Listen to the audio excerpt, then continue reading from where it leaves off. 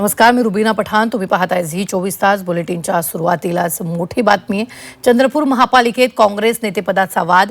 वडट्टीवार आणि धानोरकर गटात संघर्ष सुरू आहे. वडट्टीवार गटानं आयुक्तांसमोर बाजू मांडली आहे. शुक्रवारी धानोरकर गटाकडून संख्याबळ सिद्ध करण्यात आलं.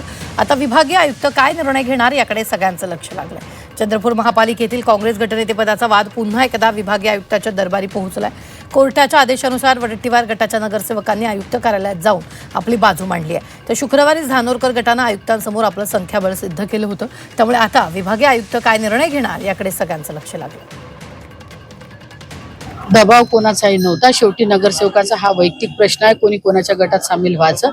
आणि तिकडे जरी गेले असले, इकडे जरी असले तरी नगरसेवक हे सगळे भारतीय राष्ट्रीय काँग्रेस पक्षाचे आहे. त्याच्यामुळे कोण कोणाच्या गटात गेलं आणि कोण कुठं गेलं हा विषय अजिबात नाही. काँग्रेसचा गट हा कायम राहील आणि मला विश्वास आहे आज तिकडले देखील नगरसेवक त्या ठिकाणी आयुक्त मॅडमकडे अपेअर होणार आहे आणि झाल्यानंतर अंतिम गटनेत्याचा आदेश आयुक्त मॅडम देईल. त्याच्यानंतर सगळे 27 नगरसेवक एकजुटीनं राहील.